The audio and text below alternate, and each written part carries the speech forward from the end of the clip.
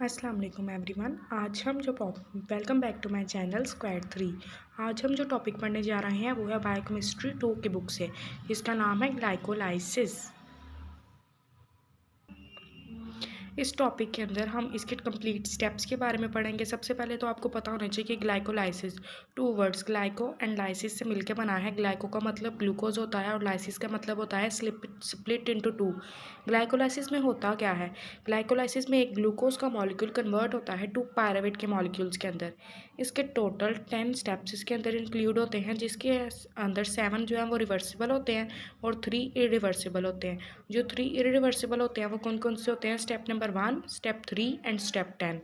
अगर हम पहले स्टेप की बात करें ग्लाइकोलाइसिस की, तो इसके अंदर जो ग्लूकोज का मॉलिक्यूल होता है वो कन्वर्ट होता है ग्लूकोज 6 फॉस्फेट के अंदर। किस में कन्वर्ट होता है? ग्लूकोज 6 फॉस्फेट के अंदर। इस स्टेप के अंदर क्या हुआ है? फॉस्फेट आके अटैच हुआ है ना 6 नंबर पे। तो हम इसमें कौन सा एंजाइम हेल्प करेगा? हेक्सोकाइनेज एंजाइम हेल्प करेगा। हेक्सो का मतलब होता है 6, हेक्सो का मतलब क्या होता है? 6, और काइनेज का मतलब होता है फॉस्फेट की एडिशन, फॉस्फेट ऐड करना। तो इसने 6 पॉइंट पे फॉस्फेट आके अटैच किया, इसलिए इसके एंजाइम का नाम क्या है? हेक्सोकाइनेज। और क्या बना हमारे पास? Glucose 6 phosphate. अब ये भी सोचने वाले, हेक्सोकाइनेज ने तो आके 6 वाले पॉइंट पे फॉस्फेट की अटैचमेंट करवाई है ना, लेकिन ये फॉस्फेट कहाँ से आया?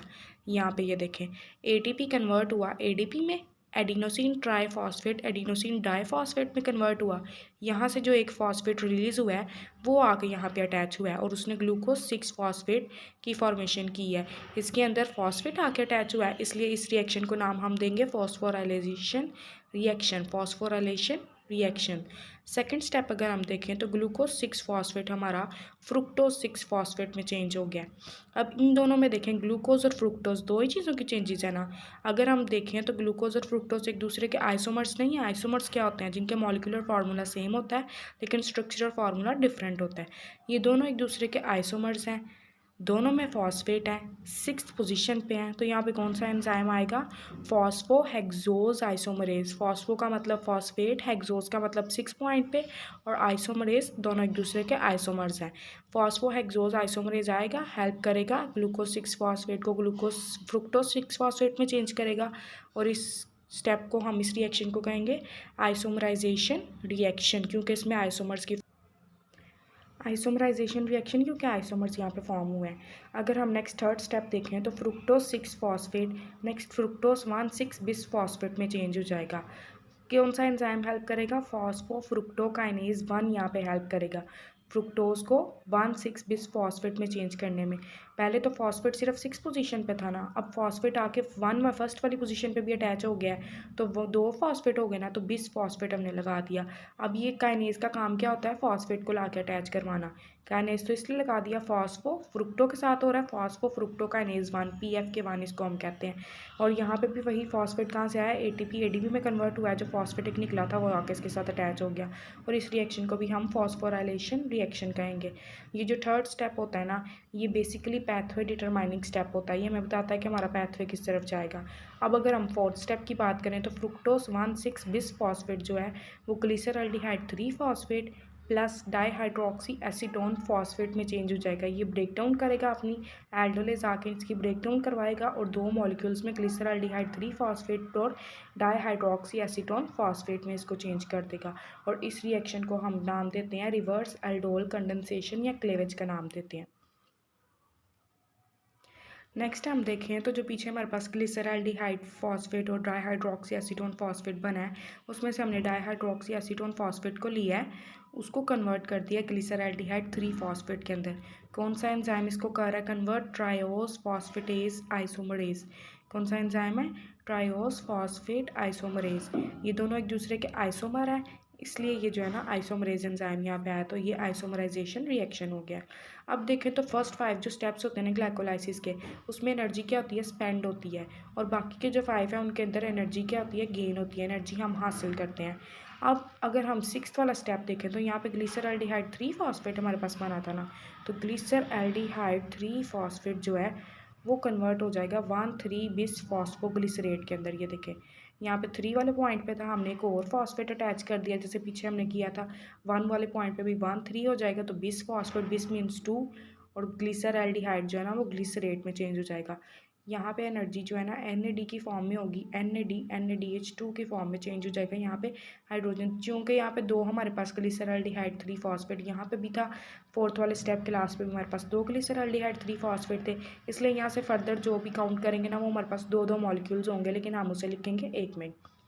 यहाँ पे कौन सा एंजाइम हेल्प कर रहा है? ग्लिसरैल्डिहाइड 3 फॉस्फेट डिहाइड्रोजिनेज हेल्प कर रहा है इसको 1,3-bis फॉस्फोग्लिसरेट में चेंज होने में। और इस रिएक्शन को हम कहते हैं ऑक्सीडेटिव फॉस्फोराइलेशन। ऑक्सीडेटिव फॉस्फोराइलेशन क्या कहते हैं? ऐसा रिएक्शन जिसके अंदर ऑक्सीडेशन और फॉस्फोराइलेशन दोनों हों। इसके अंदर देखें ऑक्सीडेशन भी हो रही है, हाइड्रोजन का मॉलिक्यूल ऐड हो रहा है, और फॉस्फोराइलेशन भी हो रही है, फॉस्फेट का मॉलिक्यूल भी ऐड हो रहा है। अब 1,3-bis फॉस्फोग्लिसरेट जो है वो 3 फॉस्फोग्लिसरेट में चेंज हो जाएगा। ये 1 वाले पॉइंट पे जो फॉस्फेट है उसको रिमूव कर देगा। यहाँ पे कौन सा एंजाइम आएगा? फॉस्फोग्लिसरेट काइनेज, और ADP ATP में चेंज होगा। चूँकि यहाँ पे 2 मॉलिक्यूल्स थे तो यहाँ पे साथ हम 2 लगाते जाएंगे। इस रिएक्शन को हम क्या कहेंगे? फॉस्फोराइलेशन। इसमें क्या हो रही है? फॉस्फेट रिमूव हो रहा है ना, तो ये क्या होगा? Phosphorylation reaction.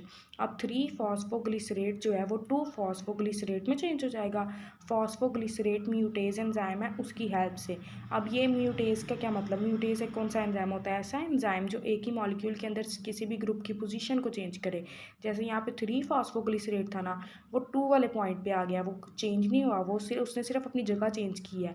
3 वाले पॉइंट पे था पहले, अब 2 वाले पॉइंट पे आ गया, तो इस रिएक्शन को हम क्या कहेंगे? आइसोमराइजेशन रिएक्शन, क्योंकि ये दोनों भी एक दूसरे के आइसोमर्स हैं। Next last reaction but not the least अगर हम देखें तो इसमें 2 फॉस्फोग्लिसरेट जो हमारे पास बना है वो फॉस्फोइनोल पायरुवेट में चेंज हो गया, पैप में चेंज हो गया। यहाँ पे हाइड्रोजन का मॉलिक्यूल रिमूव है, इसलिए इस रिएक्शन को डिहाइड्रेशन रिएक्शन कहेंगे। और जो एंजाइम यूज हुआ है वो इनालोज। इनालोज, जैसा कि एंजाइम हमने देखा इनालोज। इनालोज इनोल वर्ड से निकला है, जिसमें इनो एन का मतलब है एल्कीन, मतलब कि इसमें डबल बॉन्ड प्रेजेंट है, और ओल का मतलब है कि इसमें अल्कोहल प्रेजेंट है। अब जो लास्ट ये जो फॉस्फो इनोल पायरुवेट है, पैप है, वो पायरुवेट में चेंज होगा, पायरुवेट काइनेज से पायरुवेट में चेंज करेगा, और ADP यहाँ पे ATP में चेंज होगा। और इस रिएक्शन को हम फॉस्फोराइलेशन रिएक्शन कहते हैं। ये हमारे स्टेप्स कंप्लीट हो गए। यहाँ पे पायरुवेट की फॉर्मेशन हो गई। 2 पायरुवेट के जो एंड मॉलिक्यूल्स है ना, 2 पायरुवेट वो यहाँ पे हमने जैसे कि स्टार्ट में भी देखा था, 2 पायरुवेट यहाँ पे जो है ना वो फॉर्म करेंगे। जैसे कि 2, ये नीचे वही लिखा हुआ देखें, 2 ग्लिसराइड के मॉलिक्यूल्स बने थे, तो हम 2 मॉलिक्यूल फर्दर उसके बाद करेंगे। हमें 2 पायरुवेट के मॉलिक्यूल्स मिले हैं, 7 रिवर्सिबल है, 3 इरिवर्सिबल है, 1 3 और 10 वाला इरिवर्सिबल है। अगर हम इस सारे की समरी देखें कि हमने क्या पढ़ा, तो एक ग्लूकोज का मॉलिक्यूल 2 पायरुवेट के मॉलिक्यूल्स में चेंज हुआ है। टोटल ATP कितने यहाँ पे, जैसे ये ATP फॉर्म हुआ है कि टोटल कितने ATP फॉर्म हुए हैं? 4 ATP फॉर्म हुए हैं। और यूज़ कितने हुए हैं? 2 ATP हमने यूज़ किए हैं। तो नेट गेन हमारे पास कितना आ गया? 2 ATP। 2/2 2/4 कितना? 4/2 2 ATP हमारे पास आए। अगर हम यहाँ पे देखें कि NADH2 कितने मॉलिक्यूल प्रोड्यूस हुए, NADH2 का एक मॉलिक्यूल कितने ATP के इक्वल होता है? 3 ATP के। और FADH2 का एक मॉलिक्यूल 2 ATP के। इस तरह हम अगर NADH और FADH2 के काउंट करें कितने हैं और उनको टोटल करें, तो हमारे पास टोटल ATP आते हैं 10 ATP, लेकिन नेट कितने हैं? 2 ATP। आज का हमारा लेक्चर यही था, उम्मीद है आपको समझ आई हो। Don't forget to like, subscribe and share my channel.